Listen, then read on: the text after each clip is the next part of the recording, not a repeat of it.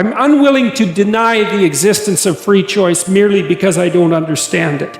Because it looks to me like that's how people act, that's how they expect to be treated, and that societies that structure themselves in accordance with the idea that people have free choice actually work.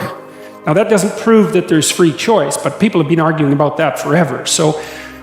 But it looks to me, so those are two possible means of integration, and then I think what you're doing is feeding one or the other constantly. And I think you probably choose which one to feed. I think. That's how it feels that way to me as well. Like when I look at my own, maybe you're really aggravated with something. Maybe you're aggravated with your wife, or your child or something like that, and you're feeling kind of nasty, and maybe you even know that you're in the wrong. And an idea comes into your head, and you think, I could say that. And you could say it, and you know what it would do. But then you pause and you think, would that make it better or worse? And then maybe you go to hell with it, which is quite the thing to say. I've got a little story about that in a minute. And then you say it, but you knew that you took the low road, right? And you know it. And then you're guilty about that and defensive, and that makes the fight way worse, because then there's no damn way you're going to admit that you actually did that. And so things do go to hell. And so here's an ugly little idea. So that's relevant to the question. So imagine you're playing around with cocaine.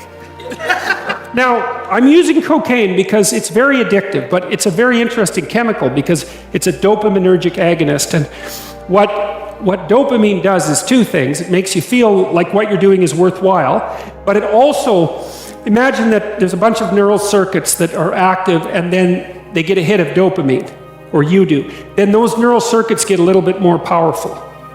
Okay, so it has a rewarding property, which is that it makes you feel like what you're doing is important.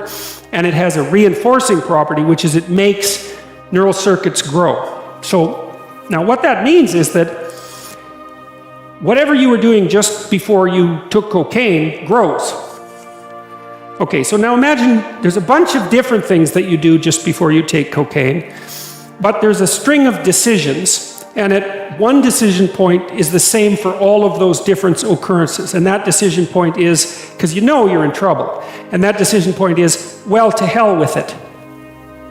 Okay, so then you think that each of the 200 times that you take cocaine, even though you do it in different places, but that one thought is there all the time, and that thing grows because you're reinforcing it, and it grows and it grows and it grows. And so now that's in you, that's part of you, and it's the thing that says to hell with it. Okay, so now, and maybe that's not such a good thing to grow inside your brain. So then you're addicted, and they take you to a cocaine treatment center, and after a week you're no longer physiologically addicted. You're not craving, you don't have a problem, as long as you're there. But then they take you back to your normal environment, and you see, like, Cocaine Joe, your friend, and as soon as you see him, up that thing comes, and bang, you're back on the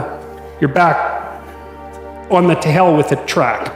And that's where you will end up too, if you reinforce that particular perspective long enough. So that's akin in a sense to this decision-making process. If you take the low road, then that wins, and it gets a little stronger, because everything that wins neurologically gets a little stronger. It's like a Darwinian competition. So one rule is, don't practice what you don't want to become, because you really do become that. It builds itself right into your neural architecture. And that's one of the terrifying things about addiction, because you think, well, it's kind of psychological. It's like, yeah, kind of. It's also kind of neurophysiological, and you build a one-eyed cocaine monster in your head if you hit yourself enough with something that reinforcing. So, yeah.